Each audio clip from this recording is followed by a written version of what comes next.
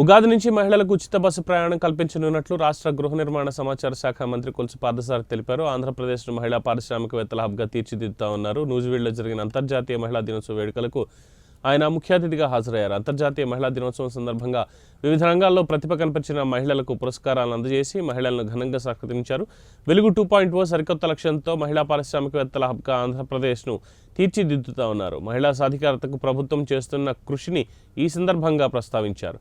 రాష్ట్రంలో ప్రతి ఇంట్లో పురుషులతో సమానంగా మహిళల్ని అన్ని రంగాల్లో అభివృద్ధి చేయాలనేదే ప్రభుత్వ లక్ష్యం అన్నారు. డ్వాక్రా సంఘాలను స్థాపించి దేశానికి ఆదర్శంగా నిలిచామని మంత్రి పార్థసారథి పేర్కొన్నారు.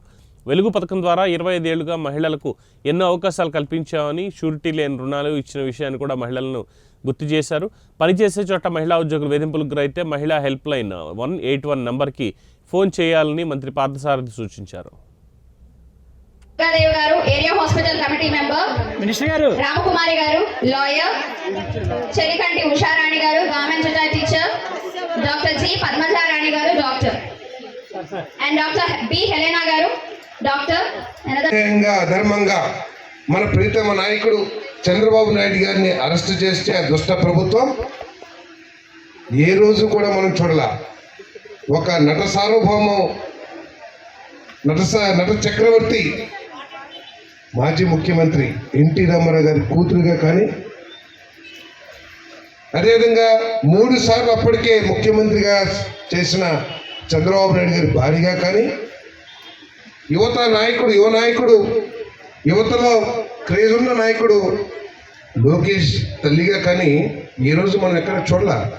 వారేదో వారి కుటుంబ వ్యాపారాన్ని చక్కగా నిర్వహించుకుంటూ చంద్రబాబు నాయుడు గారికి, లోకేష్ గారికి వెనక నుంచి అండని అందిస్తూ ప్రోత్సహిస్తూ ఉన్నారు తప్పితే ఎప్పుడు కూడా ప్రజా జీవితంలోకి రాలా. కానీ మొన్న జరిగిన అన్యాయాన్ని ఎదిరించడానికి, అదేవిధంగా ప్రజల్లోకి తీసుకువెళ్ళి న్యాయం సాధించడానికి, నిజమేమిటో చెప్పాలనే లక్ష్యంతో ఆమె కోడలతో సహా వచ్చి రాజమండ్రిలో బస చేసి ఏ విధంగా పోరాటం చేసిందో మనందరికి కూడా తెలుసు. ఆ రోజు చాలామంది మీలో కూడా క్యాండిల్స్ పట్టుకుని గ్రామాల్లో బజార్లన్నీ కూడా తిరిగాం. జరుగుతున్న చీకటి రాజకీయాన్ని, చీకటి పరిపాలనని చూపిస్తానికి పారదోళమని చెప్పేసి మనందరం తిరిగాం. ఆ పోరాటాన్ని వెనకుండి నడిపించింది భువనమ్మ తల్లి అని చెప్పేసి అందరికీ సభ్యంగా మనం చేస్తాను. అంటే స్త్రీశక్తి, స్త్రీ గనక తలుచుకుంటే ఏదైనా చేయగలదు అని ఆమె భువనేశ్వర్ గారు నిరూపించిన విషయం కూడా అందరినీ కూడా వేదిక మీదకి రావాల్సిందిగా కోరుకుంటున్నాం.